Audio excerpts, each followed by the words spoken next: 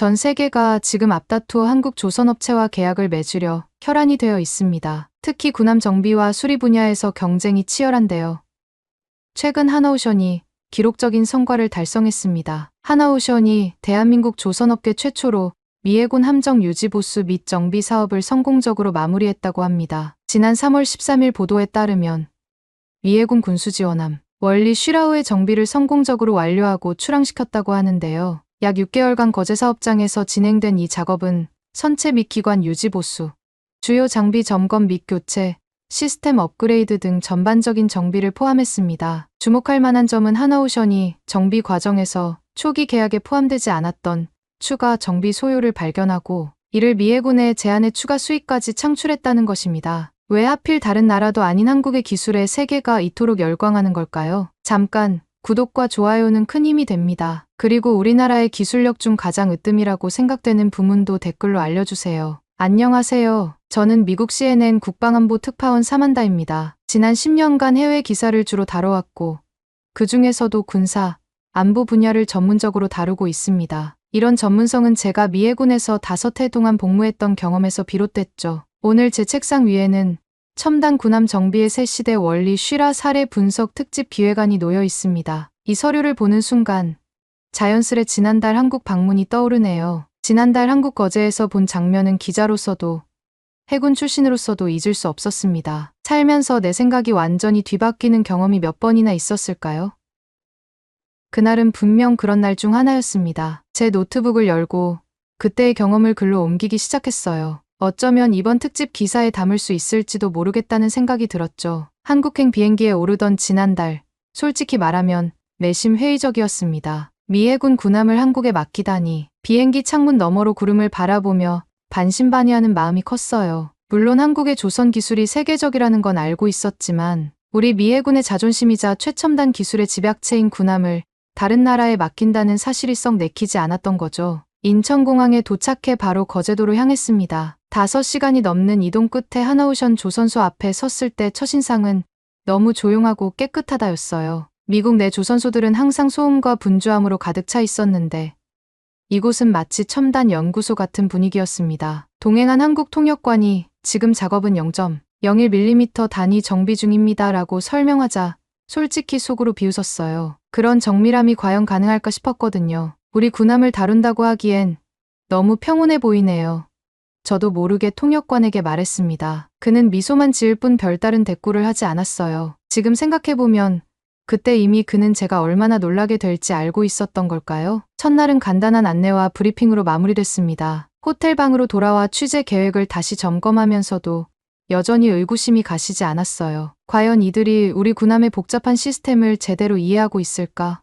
미해군 시절 배웠던 엄격한 기준들이 머릿속을 맴돌았습니다. 하지만 다음날 조선소에서 보게 될 광경은 제 오만한 생각을 완전히 바꿔놓을 줄은 그때까지만 해도 전혀 몰랐죠. 창밖으로 거제도의 밤바다가 보였습니다. 어두운 수평선 위로 조선소의 불빛이 별처럼 반짝이고 있었어요. 내일부터 본격적인 취재가 시작된다는 생각에 설렘 반 긴장 반의 기분으로 잠이 들었습니다. 그때만 해도 이 취재가 단순한 기사를 넘어 저에게 깊은 깨달음을 주게 될 거라곤 상상도 못했어요. 아침 7시 조선소로 향하는 차 안에서 창밖 풍경을 바라봤습니다. 거제도의 바다는 마치 거울처럼 잔잔했고 아침 햇살이 그 위를 춤추듯 반짝였어요. 통역관 박민수는 오늘의 일정을 차분히 설명하고 있었지만 솔직히 말하면 한쪽 귀로 듣고 한쪽 귀로 흘려보냈습니다. 여전히 어제의 의구심을 떨치지 못했거든요. 조선소에 도착하자 우리를 맞이한 건 작업복 차림의 중년 남성이었습니다. 안녕하세요.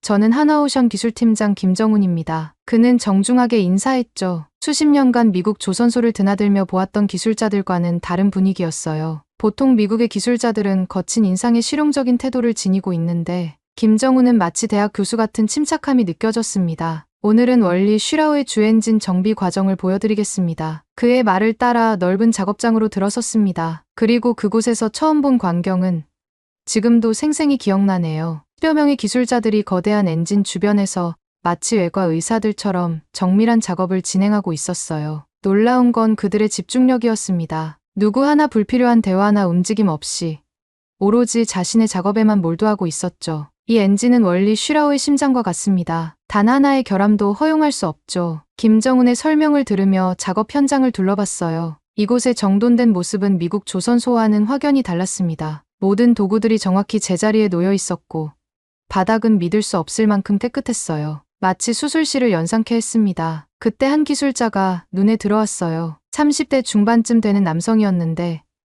그는 엔진의 한 부품을 손으로 직접 조율하고 있었습니다. 컴퓨터나 측정 도구가 아닌 자신의 손끝 감각으로 작업하는 모습이 신기했어요. 저도 모르게 그에게 다가갔습니다. 그건 어떤 작업을 하시는 건가요? 제 질문에 그는 고개를 들었어요. 밸브 클리어런스를 조정하고 있습니다. 이 부분은 컴퓨터보다 사람의 감각이 더 정확할 때가 있어요. 그의 대답은 의외였습니다. 최첨단 기술이 지배하는 시대에 여전히 사람의 감각이 필요하다니요. 그의 손끝은 마치 피아니스트처럼 정교하게 움직였고 작업을 마친 후에는 귀를 가까이 대고 소리를 들었습니다. 그의 얼굴에 만족감이 번졌어요. 이게 다 무슨 소용이 있나요?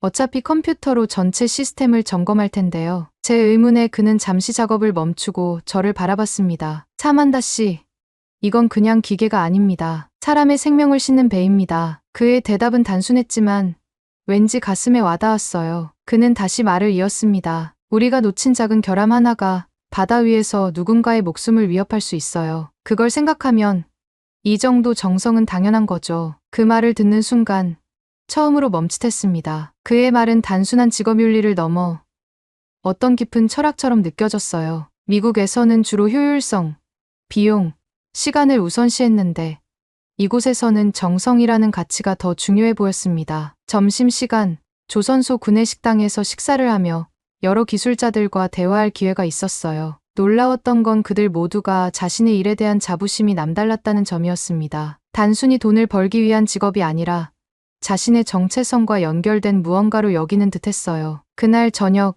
호텔방으로 돌아와 촬영한 영상을 다시 살펴봤습니다. 화면 속 기술자들의 움직임을 보면서 이전에는 미처 느끼지 못했던 섬세함이 눈에 들어왔어요. 호기심이 생겨 미해군 시절 경험했던 조선소들과 비교해 보기 시작했습니다. 과거의 기억 속에서 무언가 결정적인 차이점을 찾고 싶었거든요. 미해군 소속으로 4번의 대규모 수리를 경험했던 기억이 떠올랐습니다. 노폭 해군 조선소에서의 첫 경험은 마치 공장의 생산 라인 같았어요. 모든 것이 계획대로 정해진 매뉴얼에 따라 움직였죠. 효율성이 최우선이었고 빠르게, 더 빠르게라는 압박감이 항상 있었습니다. 물론 품질 관리팀이 있었지만 그들의 역할은 주로 문제가 없는지 확인하는 정도였어요. 노트북을 덮고 창가로 다가가 거제도의 밤바다를 바라봤습니다. 오늘 본 장면들이 계속 머릿속을 맴돌았어요. 한국 기술자들의 작업 방식은 단순히 문제가 없음을 확인하는 수준을 넘어 완벽함을 추구하는 듯했습니다. 그 차이가 미묘하지만 결정적으로 느껴졌어요. 다음 날 아침, 전날보다 더 일찍 조선소에 도착했습니다. 이번에는 월리 슈라우의 전자 시스템 정비 현장을 볼 예정이었어요. 첨단 전자 장비는 현대 군함의 핵심이니까요. 이 분야야말로 미국의 기술력이 세계 최고라는 자부심이 있었기에 한국 기술자들의 작업 모습이 더욱 궁금했습니다. 작업장에 들어서자 예상과 달리 놀라운 광경이 펼쳐졌어요. 전자 시스템을 다루는 젊은 기술자들의 작업 환경이 마치 실리콘밸리의 첨단 연구소를 연상케 했습니다. 최신 테스트 장비들이 즐비했고 모니터에는 복잡한 코드들이 흐르고 있었어요. 이곳만큼은 미국과 비슷하거나 오히려 더 앞서 있다는 느낌이 들었습니다. 우리는 독자 개발한 진단 소프트웨어를 사용합니다. 이 부서의 책임자 이수진이 설명했어요. 군함의 전자 시스템은 상용 장비와 달리 특수한 환경에서 작동해야 하니까요. 바다 위 극한 상황에서도 안정적으로 작동하는 걸 최우선으로 합니다. 제가 해군에서 배웠던 내용과 크게 다르지 않았지만 그들의 접근 방식에서 뭔가 다른 점을 발견했습니다. 미국에서는 대개 문제가 발생했을 때 신속하게 대처하는 방식이었다면 이곳의 기술자들은 문제의 근본 원인을 찾아 해결하는 데 더 집중하는 듯했어요. 이 회로의 문제점을 발견했을 때 단순히 교체할 수도 있었어요. 하지만 왜 그런 문제가 생겼는지 알아내는 게 더 중요하다고 생각했습니다. 한 기술자의 설명을 들으며 고개를 끄덕였습니다. 그의 말은 단순한 업무 처리를 넘어선 철학적인 태도로 느껴졌어요. 점심시간, 예정에 없던 일이 벌어졌습니다. 조선소의 최고 책임자인 박종현 이사가 저를 만나고 싶어 한다는 연락을 받았어요. 그는 30년 이상 조선업에 몸담은 베테랑이라고 들었습니다. 작은 회의실에서 그를 만났을 때 예상과 달리 격식 없는 분위기였어요. 사만다 씨, 취재는 잘 진행되고 있습니까? 그의 첫 질문은 관례적인 인사처럼 들렸지만 이어진 대화는 그렇지 않았습니다. 우리가 미국 군함을 수리하는 건 단순한 비즈니스가 아닙니다. 이건 동맹의 문제죠. 우리는 같은 바다를 지키는 파트너니까요. 그의 말에 솔직히 약간 당황했습니다. 보통 이런 자리에서는 기술적 우수성이나 시설 규모를 자랑하는 경우가 많은데 그는 전혀 다른 이야기를 하고 있었어요. 저희 기술자들은 내 가족이 타는 배라는 마음으로 작업합니다. 한국과 미국은 태평양을 함께 지키는 동반자니까요. 그의 말은 단순한 수사가 아니라 진심으로 느껴졌습니다. 이런 태도가 조선소 전체의 문화로 스며들어 있다는 생각이 들었어요. 대화를 마치고 나오면서 취재의 방향을 조금 바꿔야겠다는 생각이 들었습니다. 단순한 기술적 측면만이 아니라 그 기술 뒤에 있는 사람들의 철학과 가치관에 더 주목하기로 했어요. 카메라를 들고 다시 작업 현장으로 향했습니다. 오후 내내 저는 기술자들의 작업 모습을 조용히 관찰했습니다. 때로는 카메라를 끄고 그저 지켜보는 시간을 가졌어요. 그러면서 점점 더 분명해지는 것이 있었습니다. 여기서는 모든 나사, 모든 용접 지점, 모든 코드 한 줄이 마치 사랑처럼 다뤄지고 있었어요. 이건 단순한 직업윤리를 넘어선 무언가였습니다. 저녁, 호텔로 돌아와 오늘의 기록을 정리하면서 복잡한 감정이 밀려왔습니다. 해군 시절의 자부심과 지금 목격하고 있는 현실 사이에서 내적 갈등이 일어나고 있었어요. 미국의 기술력을 자랑스럽게 여겨왔지만 지금 한국에서 보고 있는 건 단순한 기술력 이상의 것이었습니다. 그건 마치 잊혀져가는 가치, 장인정신의 현대적 부활 같았어요. 셋째 날, 조선소에 도착했을 때 전날과는 다른 분위기가 느껴졌습니다. 사람들이 더 분주히 움직였고 어떤 긴장감이 감돌았어요. 통역관 박민수에게서 오늘은 미 해군 점검반이 방문한다는 소식을 들었습니다. 미 해군 기술자들이 직접 수리 과정을 점검하러 온다는 소식에 저도 모르게 긴장했어요. 어쩌면 제가 지난 이틀간 보고 느낀 것들이 실제로 어떤 평가를 받게 될지 확인할 수 있는 기회였습니다. 오전 10시,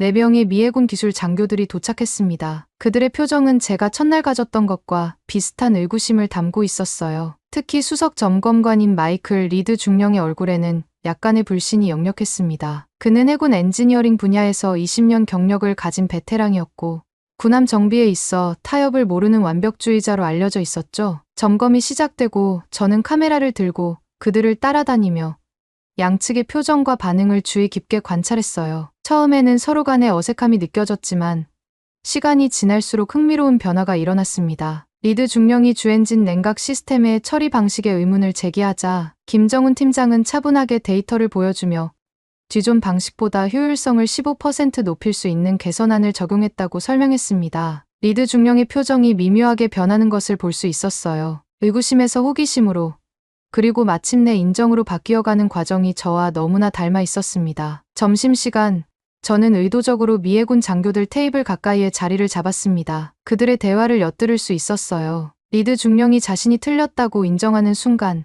제 안에서도 뭔가 확실히 깨닫는 느낌이 들었어요. 우리 모두가 비슷한 편견을 가지고 있었던 거죠. 오후 세션은 원리 슈라우의 전자 시스템 테스트였습니다. 실제 해상 환경을 시뮬레이션한 엄격한 테스트였어요. 이 분야야말로 미국의 기술력이 최고라고 자부해온 영역이었기에 모두의 관심이 집중됐습니다. 이 수진의 지시로 테스트가 시작됐고 10여 개의 대형 스크린에 각종 데이터가 실시간으로 표시되었습니다. 기술자들은 긴장된 표정으로 모니터를 주시했어요. 시뮬레이션은 극한의 해상 조건부터 적의 전자전 공격까지 다양한 상황을 재현했습니다. 결과는 놀라웠어요. 모든 시스템이 안정적으로 작동했고 일부 영역에서는 기존보다 더 나은 성능을 보였습니다. 미 해군 장교들의 얼굴에도 놀라움이 역력했어요. 특히 레이더 시스템의 개선된 성능에 그들은 감탄을 금치 못했습니다. 리드 중령이 이런 성능 향상을 어떻게 얻었는지 물었을 때 이수진의 대답에서 저는 한국 기술자들의 핵심 철학을 다시 한번 확인할 수 있었습니다. 그들은 단순히 매뉴얼을 따르는 것이 아니라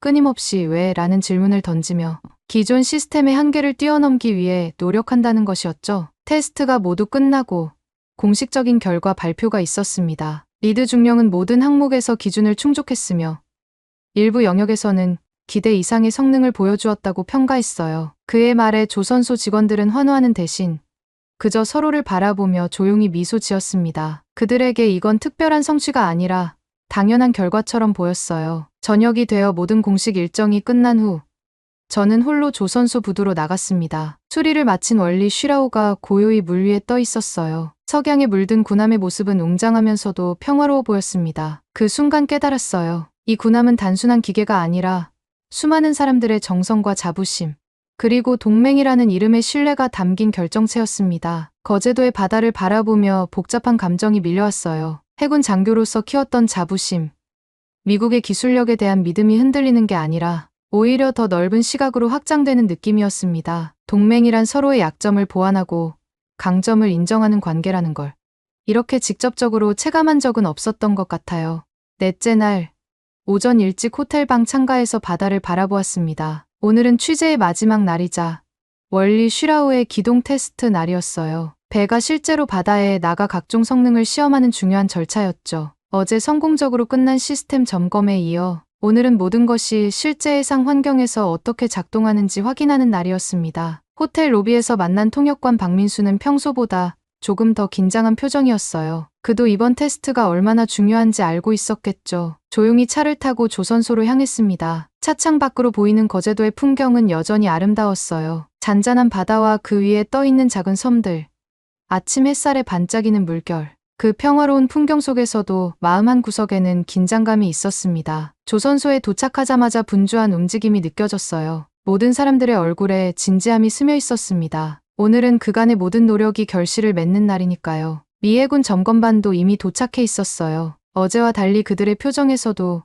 기대감이 느껴졌습니다. 어제의 점검 결과가 그들의 인식을 바꿔놓은 듯했어요. 승선 준비를 마치고 원리 슈라오에 올랐습니다. 배 안에 들어서자 새삼 이 군함의 규모와 복잡성에 놀랐어요. 수리 과정에서는 부분적으로만 보았던 시스템들이 이제는 하나로 통합되어 작동하는 모습을 볼 수 있었습니다. 함교에서는 한국과 미국의 기술자들이 마지막 점검을 하고 있었어요. 그들의 협업 모습은 이제 어색함 없이 자연스러워 보였습니다. 오늘의 테스트는 약 4시간 동안 진행될 예정입니다. 박민수를 통해 들은 일정표에 따르면 먼저 항구를 벗어나 기본적인 엔진 성능을 확인하고 이후 고속 기동과 급격한 방향 전환 등 극한의 상황을 테스트한 다음 마지막으로 전자 시스템의 실전 성능을 확인하는 순서로 진행된다고 했어요. 군함이 천천히 항구를 벗어나기 시작했습니다. 엔진의 진동이 느껴졌지만 놀랍게도 제가 기억하는 것보다 훨씬 조용했어요. 갑판 위에서 서서 조선소가 점점 멀어지는 모습을 지켜보았습니다. 바다로 나갈수록 파도가 조금씩 높아졌지만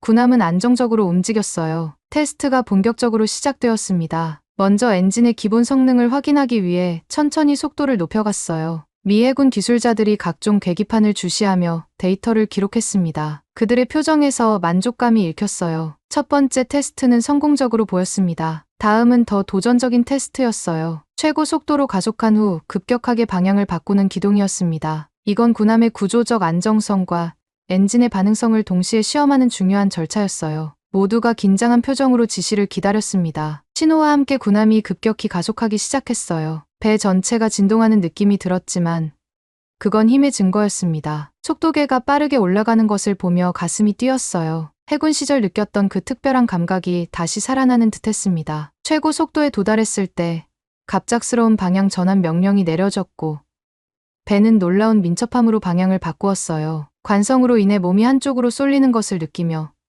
저도 모르게 감탄했습니다. 이런 크기의 배가 이렇게 민첩하게 움직일 수 있다니. 미 해군 장교들의 얼굴에도 놀라움이 역력했어요. 그들도 이 정도의 성능은 예상하지 못했던 것 같았습니다. 리드 중령이 한국 기술자들에게 엄지를 치켜 세우는 모습을 보았어요. 그 간단한 제스처에 많은 의미가 담겨 있었습니다. 마지막 테스트는 전자 시스템의 실전 성능 확인이었어요. 레이더, 통신 장비, 전자전 시스템 등 모든 첨단 장비들의 성능을 실제 해상 환경에서 테스트했습니다. 함교에서는 모니터마다 다양한 데이터가 표시되었고 기술자들은 집중하여 그 정보를 분석했어요. 저는 카메라를 들고 그들의 모습을 담았지만 솔직히 많은 부분이 제 이해 범위를 넘어서는 전문적인 영역이었습니다. 그럼에도 한 가지 분명한 건 모든 테스트가 성공적으로 진행되고 있다는 사실이었어요. 시간이 지날수록 긴장감은 줄어들고 대신 성취감이 방 안을 채우기 시작했습니다. 마지막 테스트가 끝나고 리드 중령이 공식적으로 모든 시스템 정상 작동 선언을 했을 때 조용한 환호가 일어났어요. 배가 다시 항구로 돌아가는 동안 저는 혼자 갑판 위로 나왔습니다. 거제도의 해안선이 멀리 보였고 차가운 바닷바람이 얼굴을 스쳤어요. 그 순간 알 수 없는 감정이 가슴을 채웠습니다. 그건 자부심이었을까요? 아니면 편견에서 벗어난 해방감이었을까요?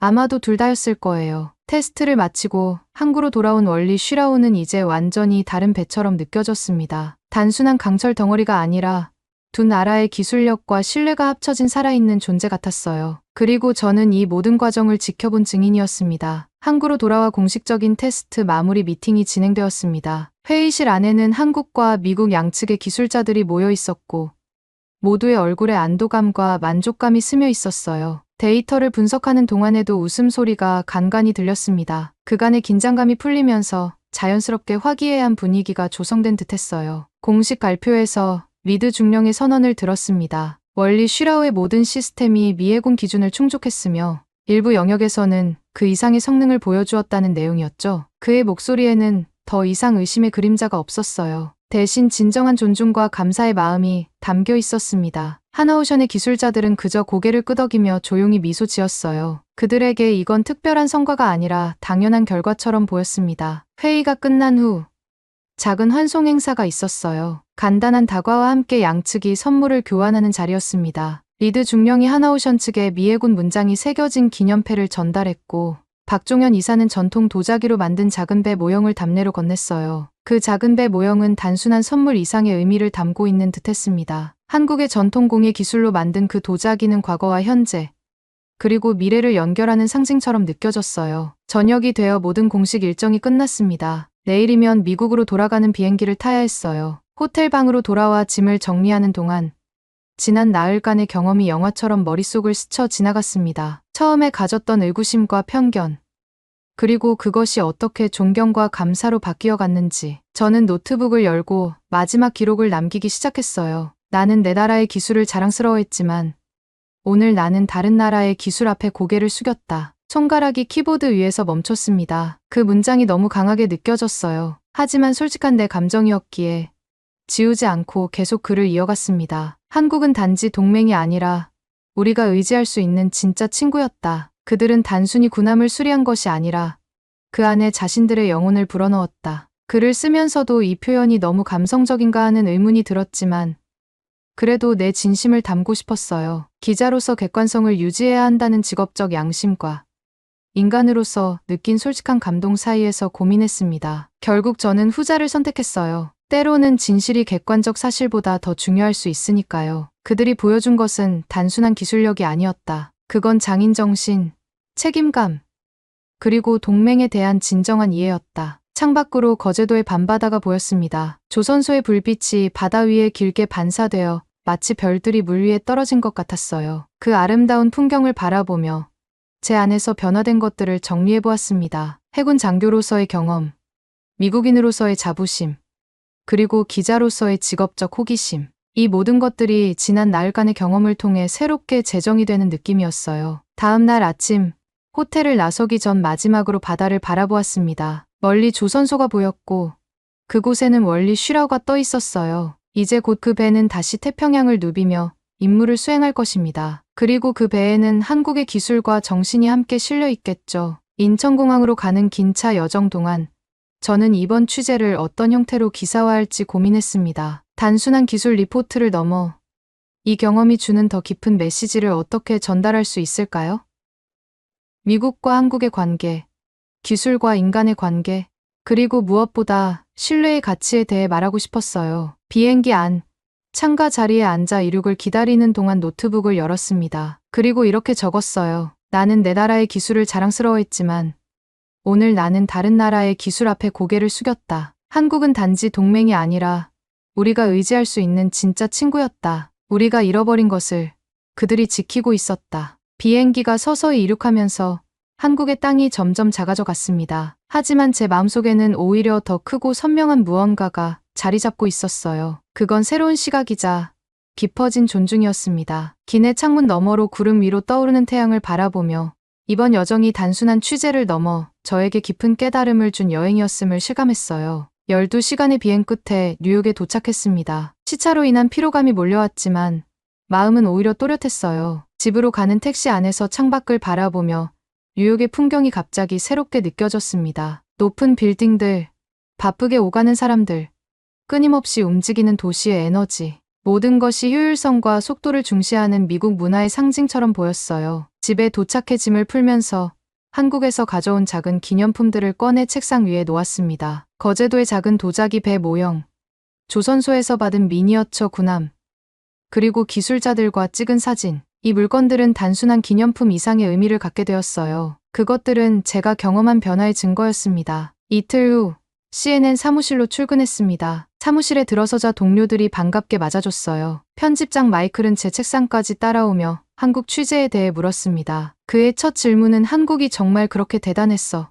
였죠. 저는 조용히 고개를 끄덕이며 우리가 잃어버린 걸 그들이 지키고 있었어 라고 대답했습니다. 마이클의 표정에 호기심이 더해졌어요. 책상에 앉아 컴퓨터를 켜고 한국에서 가져온 자료들을 정리하기 시작했습니다. 영상과 사진, 인터뷰 기록, 그리고 제 개인적인 메모들. 이 모든 것을 하나의 이야기로 엮어내는 작업이 필요했어요. 이건 단순한 기술 리포트가 아니라 두 나라의 관계와 인간의 가치에 대한 이야기가 되어야 했습니다. 점심시간, 카페테리아에서 국제부 동료 제시카와 이야기를 나눴습니다. 그녀는 중동 지역 전문 기자였어요. 참한다. 넌 정말 변한 것 같아. 한국에서 뭐가 있었던 거야? 그녀의 질문에 웃으며 대답했습니다. 글쎄, 단순한 취재를 넘어선 경험이었어. 어떤 면에서는 내 인식의 지평을 넓혀준 여행이었지. 제시카는 의아한 표정을 지었지만 더 묻지는 않았어요. 오후 내내 특집 기사 작성에 집중했습니다. 어떻게 시작할지, 어떤 부분을 강조할지 고민하면서 여러 번 초안을 작성했어요. 기술적인 설명과 함께 제가 느낀 감정과 깨달음을 어떻게 균형 있게 담아낼 수 있을지가 관건이었습니다. 편집장 마이클이 제 책상에 들러 진행 상황을 물었을 때 저는 아직 고민 중이라고 대답했어요. 참한다. 너답지 않게 왜 이렇게 신중해? 평소 같으면 벌써 초안을 내밀었을 텐데. 마이클의 말에 고개를 끄덕였습니다. 맞아요.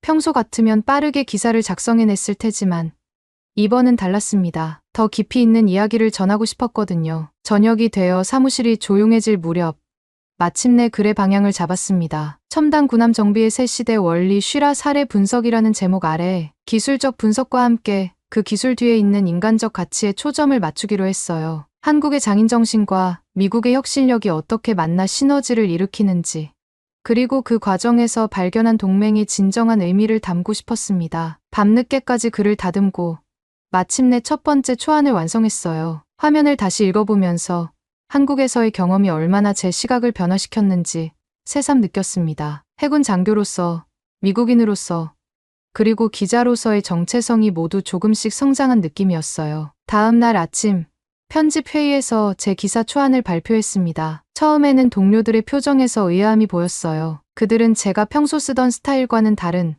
더 감성적이고 철학적인 접근에 놀란 듯했습니다. 하지만 발표를 마쳤을 때 회의실에는 묘한 침묵이 흘렀고 이어서 편집장 마이클이 말했어요. 이건 단순한 기사가 아니라 특별한 스토리야. 이대로 진행해. 회의가 끝나고 책상으로 돌아와 최종 원고를 다듬기 시작했습니다. 영상팀에서도 제 취재 영상을 보고 감탄했어요. 특히 한국 기술자들의 섬세한 작업 모습과 그들의 진지한 표정을 담은 장면들이 인상적이라고 했습니다. 함께 작업하며 어떤 부분을 강조할지, 어떤 순서로 편집할지 논의했어요. 일주일 후 마침내 첨단 군함 정비의 새 시대 원리 쉬라 사례 분석 특집이 방송되었습니다. 방송 직후 반응은 예상 이상이었어요. 소셜미디어에서 많은 사람들이 이 특집을 공유하고 있었고 특히 군 관계자들과 안보 전문가들 사이에서 큰 관심을 받았습니다. 미 해군 공식 계정에서도 이 특집을 언급하며 한미 동맹의 중요성을 강조했어요. 가장 기쁜 소식은 한국에서도 이 특집이 번역되어 소개되었다는 것이었습니다. 조선소의 기술자들이 자신들의 이야기가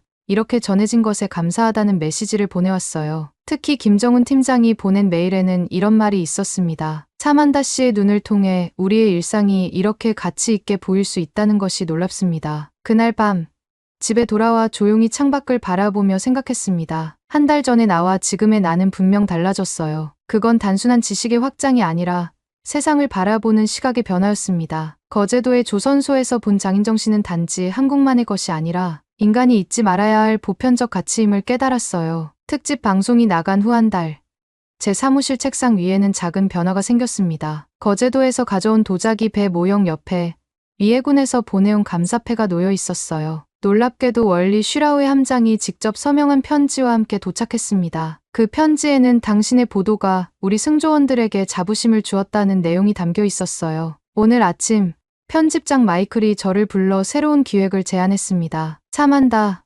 동맹의 기술 시리즈를 만들어보는 건 어때? 미국과 동맹국들 간의 기술 협력을 다루는 거야. 그의 제안에 즉시 동의했어요. 한국에서의 경험이 새로운 취재의 방향을 열어준 셈이었습니다. 노트북을 열고 새 시리즈를 위한 구상을 시작했어요. 한국에서 시작된 이야기가 이제는 더 넓은 세계로 이어질 것이라는 생각에 가슴이 설렜습니다. 그 순간 이메일 알림이 울렸어요. 발신자는 거제 조선소의 박종현 이사였습니다. 그는 다음 달 뉴욕을 방문할 예정이라며 혹시 시간이 된다면 만나고 싶다는 내용이었어요. 이메일에 빠르게 답장을 보내며 미소 지었습니다. 어쩌면 이번 만남을 통해 새로운 시리즈의 첫 번째 이야기가 시작될지도 모르겠다는 생각이 들었어요. 창문 너머로 뉴욕의 스카이라인이 보였고 저 멀리 허드슨 강에는 크고 작은 배들이 오가고 있었습니다. 문득 어떤 선박이 한국에서 수리받은 경험이 있을지 궁금해졌어요. 점심시간 국제부 동료들과 새 기획에 대해 이야기를 나눴습니다. 모두들 흥미로워했고 각자 자신이 취재했던 국가들에서의 협력 사례를 공유해 주었어요. 대화 속에서 점점 더 확실해진 것은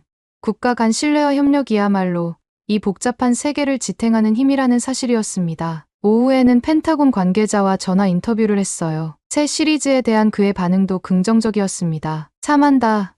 당신의 월리 슈라우 특집은 동맹의 가치를 일깨우는 좋은 사례였어요. 이런 이야기들이 더 많이 알려져야 합니다. 그의 말에 고개를 끄덕이며 앞으로의 취재 방향에 대해 더욱 확신을 갖게 됐어요. 저녁, 집으로 돌아가는 길에 우연히 해군 퇴역 장교 모임에 초대받았습니다. 그곳에서 만난 여러 퇴역 군인들은 제 특집을 봤다며 이야기를 나누고 싶어 했어요. 놀랍게도 그들 중 몇몇은 과거 한국 기술자들과 함께 일한 경험이 있었고 그들의 이야기는 제가 거제도에서 느낀 것들을 더욱 확증해 주었습니다. 한국인들의 그 꼼꼼함과 책임감은 정말 특별했죠. 처음에는 저도 의아했어요. 왜 이렇게까지 하나 싶었거든요. 하지만 시간이 지나면서 그것이 얼마나 중요한 가치인지 깨달았습니다. 한퇴역 장교의 말을 들으며 저도 모르게 미소 지었어요. 그의 경험은 제가 한 달 전에 겪은 것과 너무나 닮아 있었습니다. 우리는 서로 다른 시간과 장소에서 같은 깨달음을 얻은 셈이었어요. 집에 돌아와 창가에 서서 밤하늘을 바라보았습니다. 같은 하늘 아래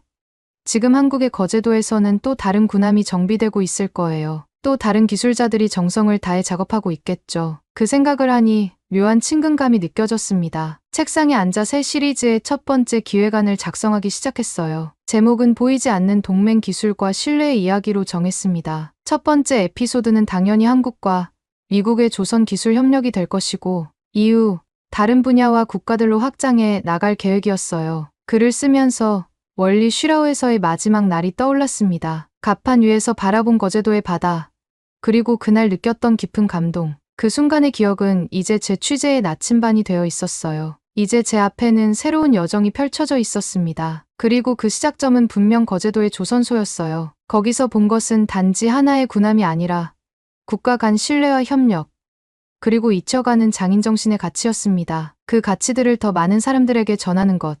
그것이 이제 제 사명이 된 것 같았어요. 노트북을 닫고 거제도에서 가져온 작은 도자기 배를 손에 들었습니다. 이 작은 배에 담긴 의미를 생각하며 내일부터 시작될 새로운 취재를 위한 준비를 마쳤어요. 창밖으로 새벽이 밝아오고 있었습니다. 뉴욕의 아침은 언제나처럼 분주하게 시작될 테지만 오늘의 저는 한 달 전과는 다른 시선으로 이 도시를 바라볼 것 같았어요. 더 넓은 시각으로, 더 깊은 이해를 가지고 말이죠. 그날 나는 단지 하나의 군함이 아니라 동맹과 신뢰, 그리고 장인정신이라는 오래된 단어를 한국에서 다시 보게 되었습니다. 이 문장으로 첫 번째 기획안을 마무리했습니다. 그리고 스크린 너머로 거제도의 바다 위에 떠있는 월리 슈라우의 모습이 선명하게 그려졌어요. 그 배는 이제 태평양을 누비며 임무를 수행하고 있겠지만 그 안에는 보이지 않는 이야기가 담겨 있습니다. 기술과 사람, 그리고 서로 다른 두 나라가 만들어낸 신뢰의 이야기. 그리고 저는 그 이야기의 전달자가 되었습니다. 창밖으로 뉴욕의 아침이 밝아오는 가운데